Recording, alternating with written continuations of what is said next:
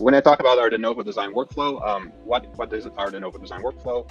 So we have developed AutoDesigner, which is our ultra large scale exploration of chemical space, and combined that with active learning FEP, which is our physics-based scoring of machine learning prioritized compounds, and that together is our de novo design workflow.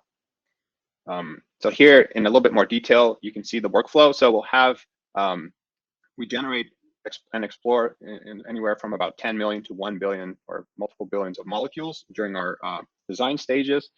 Those get triaged down during the workflow and ending up with about 10,000 to about 1 million compounds. We can then apply additional machine learning in the AdMed filtering, ending up with a set anywhere from 10 to 1 million molecules.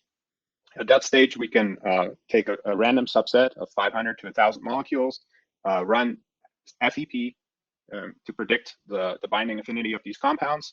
And with that in hand, we can train a machine learning model, score the remaining compounds, and then pick the next best set of compounds. So this cycle can be repeated a number of times in order of days. And then in the end, we end up with a set of compounds with a predicted binding affinity.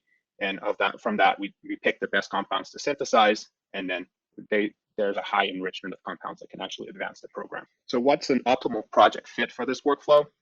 So for the different project stages, we use different workflows. So we have our core design workflow. So like I mentioned, this is really used for early hit ID and backup series. Then we have our regular AutoDesigner workflow, which is for hit to lead and lead optimization. And both of these then feed into our active learning FEP protocol, and that together is our de novo workflow. So the project requirements are having a high quality protein structure and a validated and predictive FEP plus model. What I'm going to discuss is AutoDesigner versus other design approaches.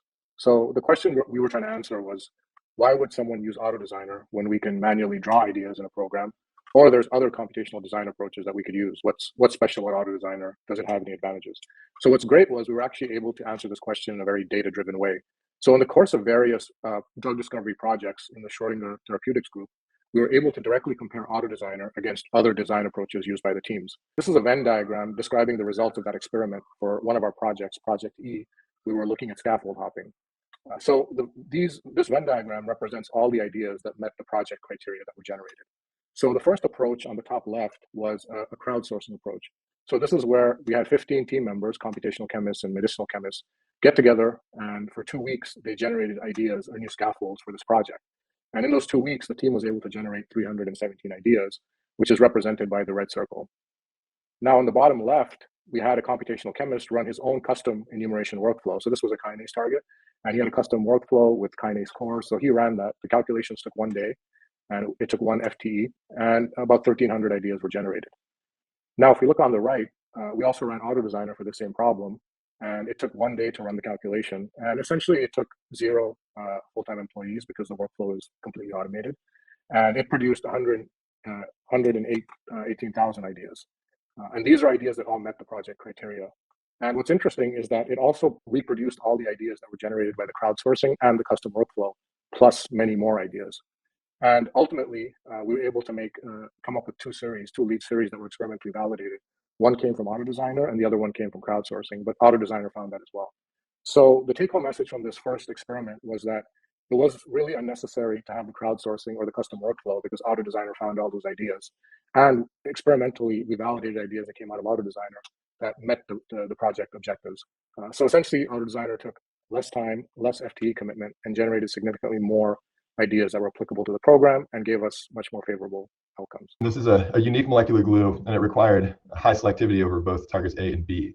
And you can see target 1, this is fairly potent. It's about 5 nanomolar. The selectivity is not where we want it, and it has this greasy metabolic liability of this benzyl group. The stability was poor. This is extraction ratio in liver microsomes. So this is chewed up quite readily, and consistent with the greasy molecule permeability was basically fine. So what we did is we applied this de novo design workflow using WaterMap to identify the high energy water we wanted to displace for our selectivity hypothesis, and generated this sulfonamide. So this sulfonamide, I also want to say that we hand drew a lot of ideas here, and those ideas did not pan out. So we generated this relatively simple sulfonamide, and this increased the potency a little bit, increased selectivity to 2,000-fold, which we're thrilled about. Stability was also improved, but this came at the expense of permeability and solubility. But we were excited about this compound, and we generated a crystal structure with it. So not surprisingly, the area around this substituent changes in the crystal structure. And we believe that those changes were responsible for selectivity. So if you go to the next slide, we used this crystal structure to generate a new grid. And then we applied the de novo design workflow again to generate a bunch of ideas. And one of them was a fluorinated pyridazine. So we thought, maybe this fluorine isn't contributing a ton to potency, maybe just a half pKi or something. And so we decided to remove the fluorine, and we ended up with an incredibly simple pyridazine. And this compound has great potency, great selectivity, great stability. It's like a medicinal chemist dream, and we were really thrilled to have this. We wouldn't have been able to explore this chemical space with hand-drawn ideas, and we really hammered on this with hand-drawn ideas as well. Using an approach where you can explore much more chemical space, you can actually cherry pick things that are very simple. As you hand draw, you end up, growing molecular weight and increasing complexity. And this, we wanted to set the bar a little higher and have something that was easily synthetically tractable and also achieved all the endpoints that we hoped for.